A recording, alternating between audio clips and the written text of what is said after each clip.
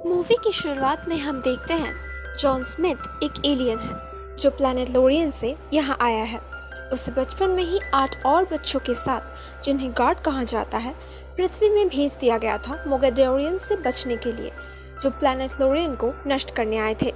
John की देखभाल करता है हेनरी, जो कि उसका गार्डियन है और उसके पास कई सारी शक्तियाँ हैं, जैसे कि ताकत, तेज़ी और फुर्ती।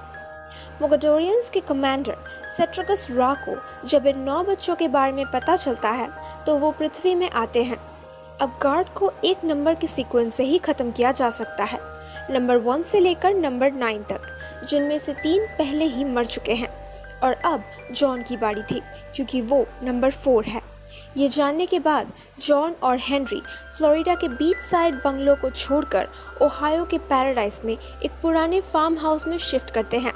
यहाँ जॉन की दोस्ती कंस्पिरेसी थियोरिस्ट सैम गुड और एक कुत्ते से होती है जिसका वो नाम रखता है बर्नी कोसर। यहाँ जॉन को एक एमेचर फोटोग्राफर सेरा हार्ट से प्यार हो जाता है, मगर सेरा का एक्स बॉयफ्रेंड मार्क जेम्स एक बुली है और वो सैम और जॉन को सताता रहता है।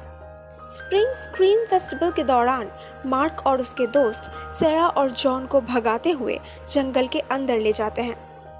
जब वो उन पर हमला करते हैं तो जॉन अपनी शक्तियों का इस्तेमाल करके उन्हें भगा देता है और सेरा को बचा लेता है। सैम ये सब देख लेता है, जिसके बाद जॉन उसे अपनी सच्चाई बता देता है। अगले दिन मार्क के डैड, जो कि वहाँ के लोकल शेरिफ हैं, हेनरी से जॉन के बारे में पूछताछ करते हैं कि जब मार्क और उसके दोस्तों पर हमला हुआ था तो जॉन उस वक्त कहाँ था। हेनरी जॉन से कहता है कि बहुत सारे लोग अब सवाल करने लगे हैं और इसीलिए अब उन्हें इस जगह को छोड़कर जाना होगा, मगर जॉन सेरा को छोड़कर जाना नहीं चाहता। इसी दौरान मोगाडोरियंस नंबर 4 की तलाश जारी रखते हैं और हम देखते हैं कि नंबर 6 उन्हें फॉलो कर रही है क्योंकि उसे भी जॉन की तलाश है। नंबर 6 के गार्डियन को मार दिया गया है और उसे इस बात का एहसास है कि अब बाकी 6 गार्ड्स को एक होकर मोगाडोरियंस को हराना पड़ेगा, वरना वो सब एक एक करके मार दिए जाएंगे। मोगाडोरियंस जॉन का पता लगा लेते हैं और 2 कंस्पिरेसी थ्योरिस्ट को मैनिपुलेट करते हैं हेनरी को कैप्चर करने में। जब जॉन और सैम हेनरी को बचाने जाते हैं तो उन्हें मोगाडोरियंस के साथ लड़ाई करना पड़ता है। हेनरी की वही मौत हो जाती है, मगर जॉन और सैम वहाँ से कुछ लोरियन आर्टिफैक्ट्स के साथ भागने में कामयाब हो जाते हैं, जिसमें से एक नीला पत्थर होता है जो बाकी गार्ड्स को ट्रैक करने में मदद करता है।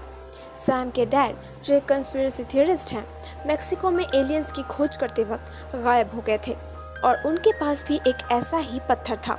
सैम उसकी तलाश में लग जाता है और जॉन सेरा को एक पार्टी में आखिरी बार गुड बाय कहने आता है, जहां से उसे पता चलता है कि मोगाडोरियंस ने कंस्पिरेसी थियरिस्ट के मर्डर्स के लिए जॉन और हेनरी को फ्रेम किया है।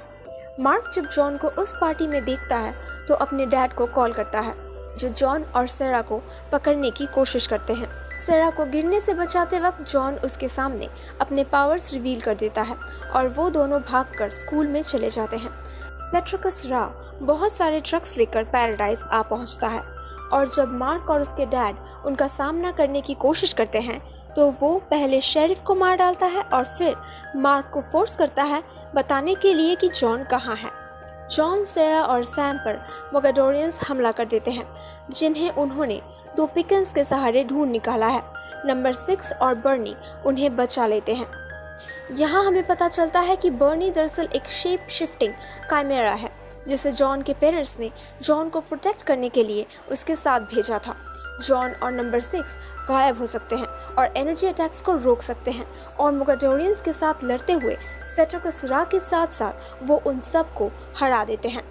अगले दिन जॉन और नंबर 6 अपने नीले पत्थरों को एक करके बाकी 4 गार्ड्स का पता लगा लेते हैं। जॉन सैम को भी अपने साथ ले चलता है, इस आस में कि शायद उन्हें सैम के डैड का पता लग जाए। वो एक साथ पृथ्वी को मोगाडोरियंस के हमले से बचाने के लिए उन बाकी 4 गार्ड्स की खोज में निकल जाते हैं और पीछे छोड़ जाते हैं सेरा और मार्क को, जिसे अब अपने किए पर पछतावा है। मार्क अपने डैड से जॉन के लोकेशन के बारे में झूठ बोलता है और पुलिस एविडेंस में रखी हुई एक मैजिक बॉक्स जॉन को वापस कर देता है। जॉन मार्क का शुक्रिया अदा करता है और सेरा से वादा करता है कि वो उसके लिए वापस लौट कर आएगा, जिसके बाद सैम, बर्नी, जॉन और नंबर 6 पृथ्वी को बचाने के सफ़र में निकल पड़ते हैं।